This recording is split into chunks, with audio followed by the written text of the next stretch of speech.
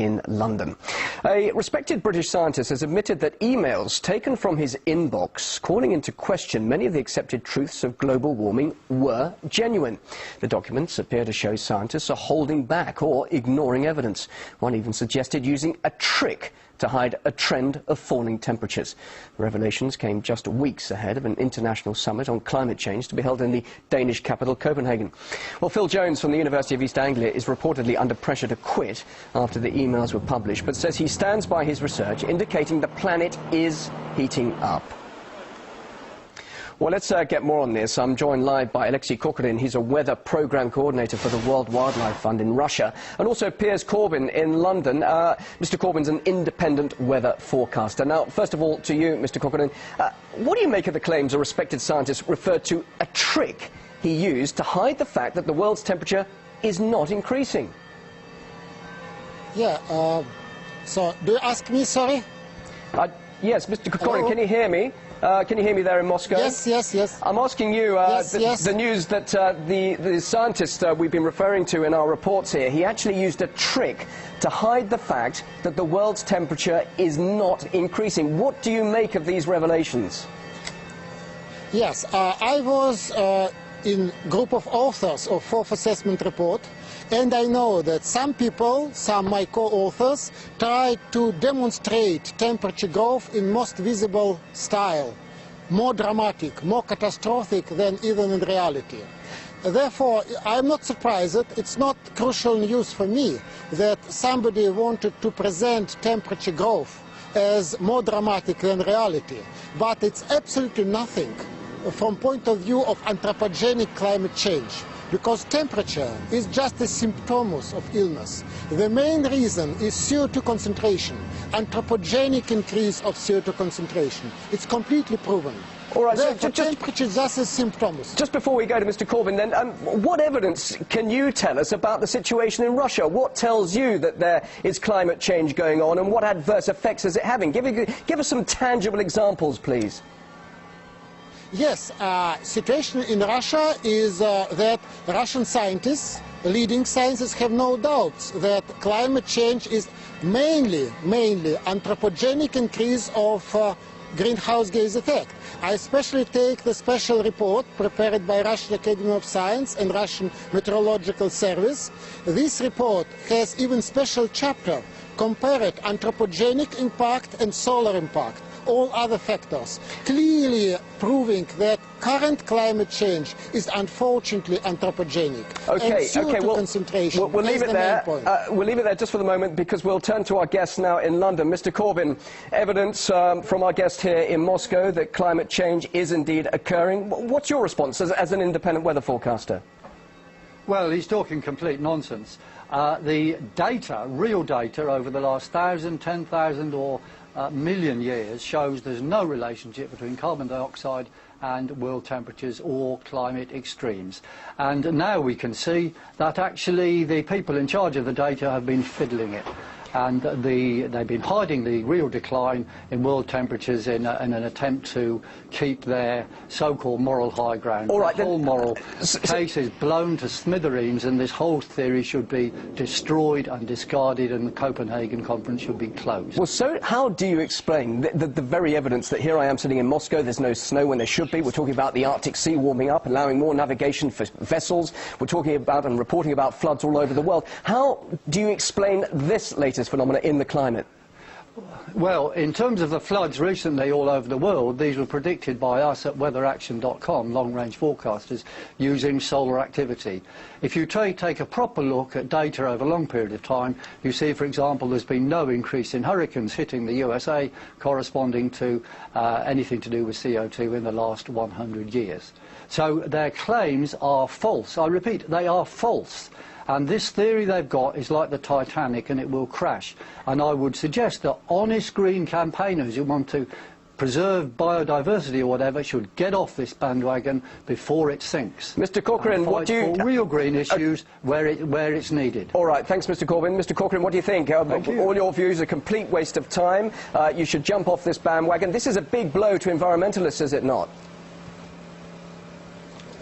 Yes, of course. And speaking about origin of climate change, Of course, many people repeat that thousands and millions of years ago we had the same temperature, thousands of years ago. But in history of human society, we never had such CO2 concentration as we have now. This is the main reason. And we have very clear studies of isotopic analysis and correlation analysis, that we have CO2 growth first, temperature later on. In the past, it was vice versa, but currently, last 20 years, we have certainly CO2 first, temperature second, not vice versa. This is the main argument which people just miss because they just measure temperature. They have to take care about CO2 concentration and clear correlation and isotopic analysis, what is a sort of miracle of current science. All right, Mr. Corcoran. Isotopic is very, very precise analysis. You're making a very clear case, Mr. Corbyn. It is very clear what he has to say there. How do you respond to these answers? Well, it's complete nonsense. If you look at data, if anything, carbon dioxide levels are driven by temperatures, not the other way round. There have been big peaks in CO2 in the past, and there have been CO2 levels much higher than present, as shown in geological evidence. Carbon dioxide is actually a good thing for the world. More CO2 means plants and agriculture is more efficient and plants grow faster. We should be campaigning for more CO2, not less, and we should end this anti-scientific nonsense now. What's your view about alternative energy then? Do you think more energy and resources should be going into that? Sure.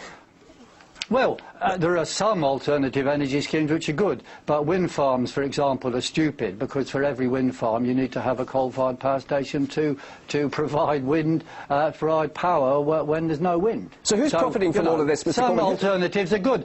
But if the scientists are cooking the books, then just tell us exactly why they are doing this and who is profiting from it then. Well, look, you have to ask them and who pays them. But there is a gigantic bandwagon run by governments primarily, who want to control world energy supplies and hold back development in the third world. Let's be clear. The West, or the leading world, wants to stay ahead, and they're doing anything they can to stay ahead. And this thing they're doing now is just the same as the banking crisis. It's creating a whole bubble of false value. So you're saying that over 100 people will pay. You're saying over 190 countries are meeting very shortly in Copenhagen to discuss this, to continue with the Kyoto Protocol, and it's going to be a much wider measure because fewer countries were involved in the Kyoto Protocol. Many more countries are now involved in this next initiative. You're actually saying that it's a complete waste of time.